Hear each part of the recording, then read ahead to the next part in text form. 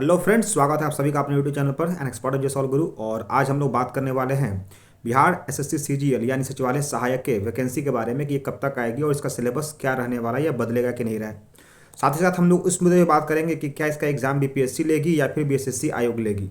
ठीक है, आप लोग लगातार देख रहे थे बहुत समय से कि सबसे पहले मैंने आई थिंक आप लोग को नवंबर के फर्स्ट या सेकंड वीक में ही बता दिया था कि बिहार सचिवालय सहायक की वैकेंसी फिर से आने वाली है।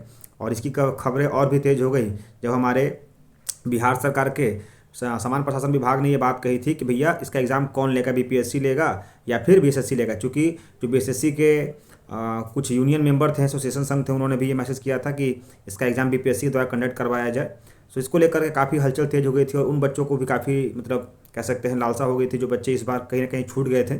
तो इन तमाम मुद्दों पर हम बात करेंगे। साथ ही साथ आपको एक आर्टिकल भी दिखाएंगे, हिंदुस्तान पेपर का आर्टिकल दिखाएंगे जो कि बिल्कुल एक जिनून पेपर है। उसमें बताएंगे कि उसमें क्या कुछ कहा गया है सचिवालय सहायक को लेकर के वैकेंसी कब तक लगाई जाएगी।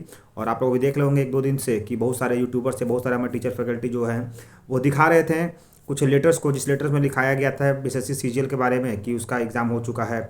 और सीजीएल 4 के रिगार्डिंग वो बता रहे थे कि उसमें कुछ बातें लिखी गई थी। मैंने तो डेप्थ में पढ़ा था, उसमें यही निकाल सकते हैं कि सीजीएल 4 जो है या सचिवालय सहायक की वैकेंसी आने वाली थी, लेकिन सरकार ने इधर कुछ दिन पहले ही आरक्षण नया लागू कर दिया है 75%। उसको लेकर के फिर से उसे वापस कर दिया गया और फिर से नए सिरे से वो वैकेंसी की रोस्टर बनाई जाएगी और तब जाकर के उसे सामान्य प्रशासन विभाग अप्रूव करके वैकेंसी को पब्लिश करेगा नोटिफिकेशन के द्वारा। ठीक है, उन तमाम मुद्दों पर बात करेंगे, लेकिन उससे शुरू करने से पहले जो नए व्यूअर्स चैनल को देख रहे हैं उनको बताना चाहता हूं कि इस चैनल पर आपको बिहार की सभी वैकेंसी का लेटेस्ट नोटिफिकेशन मिल जाता है और बिल्कुल जुनून तरीके से। साथ ही साथ जिस टाइम पर मैं आपको बोलता हूं कि आपका एग्जाम होता है उसी टाइम पर आपका एग्जाम भी देखने मिलता है और जितना मैं बताता हूं एक्सपेक्टेड कटअप उसी के नियर अबाउट आपको एक्सपेक्टेड कटअप भी देखने को मिलता है। साथ ही साथ अगर बिहार में कोई भी पेपर ऑफलाइन होती है तो उसका पेपर एनालाइज किया जाता है, जिससे आपको ये समझ में आ जाए कि आपने किन प्रश्नों को सही किया है और किन प्रश्नों को गलत किया है, जिससे आपको एक अनुमान लग जाए कि आपकी सफलता की संभावना कितनी है। साथ ही साथ वैसे बच्चे जो इस बार बिहार सचिवालय सहायक की फॉर्म भरेंगे या फिर बिहार एसएससी इंटर लेवल का फॉर्म भर चुके हैं उनके लिए बिल्कुल फ्री यूट्यूब बैच यूट्यूब पर लाया हूं, ताकि वैसे बच्चे जो पेड बैच अफोर्ड नहीं कर सकते वो हमारे चैनल में जाकर के चैनल को सब्सक्राइब करके हमारे प्लेलिस्ट में जाकर उन तमाम वीडियो को देख करके सफलता सुनिश्चित कर सकते हैं। ठीक है दोस्तों, तो ये तरह नए व्यूवर्स के लिए। अब आते हैं पुराने व्यूवर्स जो हमारे फैमिली मेंबर्स हैं उनके लिए। ठीक है, सचिवालय सहायक की वैकेंसी के सबसे पहले 2-3 फैक्टर्स आपको पकड़ना होगा, क्योंकि मैं कोई भी चीज़ें बोलता हूँ बिल्कुल सोच समझ के बोलता हूँ, जुनून बोलता हूँ। पॉइंट नंबर 1 पहला था कि सचिवालय सहायक की वैकेंसी कौन कंडक्ट करेगा, बीएसएससी करेगा या बीपीएससी करेगा। बीएसएससी को लेकर बहुत लोगों ने रूमर्स फैलाया था कि इस बार बहुत धांधली हुआ है। खैर वो हमारा मैटर नहीं है एज अ टीचर। इस बार बात हो रही थी कि बीपीएससी या बीएसएससी, तो बीपीएससी नहीं करवाएगी इस बार की सीजीएल की वैकेंसी यानी सचिवालय सहायक की जो वैकेंसी है वो बीएसएससी ही करवाएगी। पॉइंट नंबर 1, ये डाउट क्लियर हो गया आप लोग का। ठीक है, क्योंकि आजकल मैं देख रहा हूँ बहुत सारे बच्चे रूमर्स में रहते हैं कौन क्या क्या करवाएगा। बिल्कुल टू दी फैक्ट पॉइंट्स को समझिए और अपने लाइफ में मेहनत करते रहिए, क्योंकि आपका समय बहुत कीमती है। तो पॉइंट नंबर 1 क्लियर हो गया कि सचिवालय सहायक की वैकेंसी कौन करवाएगा, तो बीएसएससी करवाएगा। ठीक है, बिहार स्टाफ सिलेक्शन कमीशन करवाएगा। पॉइंट नंबर 2 कि इस बार जो वैकेंसी है वो कब तक आने की संभावना है। ठीक है, इस पर हम लोग देखेंगे, उस आर्टिकल को पढ़ के बताएंगे।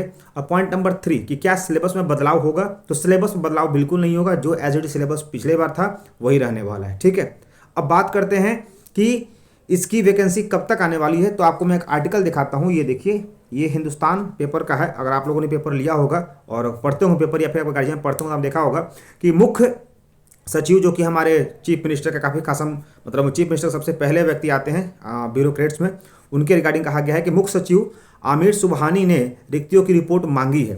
अब इतना लंबा आपको मैं नहीं पढ़वाऊंगा क्योंकि इसमें आपका भी समय जाएगा और हमारा भी समय जाएगा, इसलिए सीधे इसमें ये जो डाउटेड पॉइंट है शिक्षा विभाग, ये जो ब्लॉक में लिखा हुआ है उसको पढ़िएगा।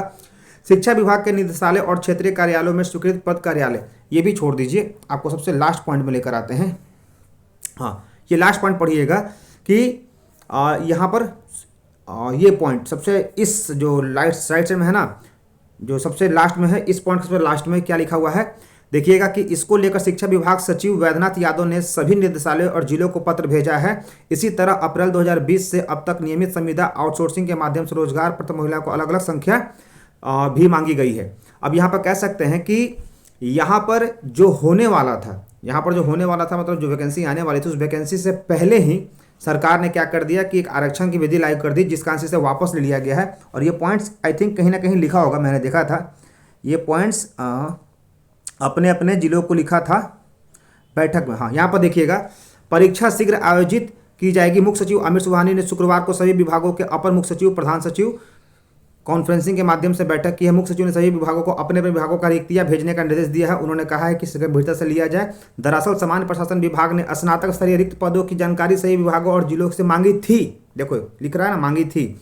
रिक्तियों की अधिसूचना भेजने के लिए सही विभागों के अपर मुख्य सचिव, प्रधान सचिव और सचिव तथा जिलाधिकारी को पत्र भी लिखा गया था, लेकिन इसके बाद कई विभागों ने रिक्तियां लेकर के अधिसूचना जारी नहीं की। तो इसको लेकर के ये बात कही गई है। और इसमें एक पॉइंट्स था, इसमें एक पॉइंट्स था जो मैं बात करूंगा कि आरक्षण को लेकर के, जो आरक्षण पर लागू कर दिया, उस आरक्षण को लेकर के जो है इस बार फिर से इस वापस ले लिया गया है इस रिपोर्ट्स को। और इस बार कहा गया है कि उस आरक्षण के अनुसार 75% आरक्षण के अनुसार जो ईबीसी वगैरह बढ़ाया गया था, उसका आरक्षण को लेकर के नई वैकेंसी निकाला जाए। यानी इन तमाम चीज़ों को देखते हुए हम एक अनुमान लगा सकते हैं। और जैसा मैंने बताया भी था कि ये आपकी वैकेंसी जो है अभी फरवरी में तो नहीं आने वाली है, क्योंकि फरवरी में बिहार एसएससी इंटर लेवल का होने वाला है। मार्च तक ये वैकेंसी आएगी। लेकिन हाँ, इस बात की मैं गारंटी देता हूँ आप लोगों को कि मार्च में वैकेंसी आ जाएगी। लेकिन इस बार वैकेंसी काफ़ी फास्ट एंड फ्यूरियस रूट में ये भरी जाएगी। यानी ये जो रिक्तियाँ हैं वो 1 साल के अंदर अंदर तक आपकी ज्वाइनिंग हो जाएगी। यानी मार्च में अगर आता है तो दिसंबर तक आपका मेंस का रिजल्ट भी आ जाएगा, यानी पीटी मेंस का रिजल्ट भी आ जाएगा। ठीक है, इसलिए वैसे बच्चे जो इस बार कहीं ना कहीं मार खाए हैं, या फिर हमारे नए अभ्यर्थी, हमारे नए फैमिली मेम्बर जो इस बार ग्रेजुएट हुए हैं, जी जान से लग जाइए, क्योंकि ये नौकरी इस बार अगर आई तो अगले 8 सालों तक की वैकेंसी नहीं आएगी। क्योंकि CGL 3 यानी सचिवालय सहायक जो थर्ड फेज था, उसको वो तो खुद 8 साल के बाद आया था। लास्ट 2014 में उसका पेपर हुआ था और यहाँ पर 22 में देखने को मिला था। और ये आपका लक कहिए, इलेक्शन के पहले को फैक्टर कहिए कि इलेक्शन से पहले सरकार ने ये रिक्तियाँ खोल दी है, और इसके बाद अगर ये चूक गए तो फिर 8 साल तक यानी 2030 तक कोई वैकेंसी नहीं आने वाली है बिहार सरकार में ऐसे पदों पर। ठीक है दोस्तों, जो नए व्यूअर्स पहले को देख रहे हैं, पहली बार चैनल को देख रहे हैं, अगर उनको वीडियो अच्छा लगा होगा तो चैनल को लाइक करके सब्सक्राइब कर लीजिएगा, दोस्तों को भी शेयर कीजिएगा और कमेंट्स जरूर लिखिएगा आपको वीडियो कैसा लगा। ठीक है, बहुत सारे बच्चे मुझे लगातार मैसेज कर रहे थे कि सर थोड़ा इस पर वीडियो बनाइए। और चूँकि ये बिहार का सबसे इंपॉर्टेंट जॉब है, अगर BPSC के बाद अगर बिहार में सबसे ज़्यादा कोई प्रेस्टिजियस पोस्ट आती है जो कि बिहार में एक अच्छा आपको कह सकते हैं वातावरण देगा काम करने का, तो वो आपका सचिवालय सहायक ही है। क्योंकि इसमें अगर आपकी पोस्टिंग होती है, इसमें आपकी ज्वाइनिंग होती है, तो कहीं ना कहीं आप 10 साल 20 साल के बाद सीधे गजेटेड ऑफिसर बनोगे, यानी सीधे आप BPSC में प्रमोट हो जाओगे। ऐसे बहुत सारे सचिवालय सहायक हैं जो आज 2014 में थे या उससे पहले थे, अभी वो गजेटेड ऑफिसर बन चुके हैं। तो ये काफ़ी अच्छी नौकरी है। और बिहार में वैसे बच्चे जो ग्रेजुएट हैं, जिनके पास आर्थिक सोर्स उतना नहीं है BPSC की तैयारी करने के लिए, उनके लिए जॉब सबसे ज़्यादा अहम हो जाती है कि सिर्फ मेहनत से आप ले सकते हैं। ठीक है, so that's all. Thank you, बाबा, टेक केयर, जय हिंद, जय भारत।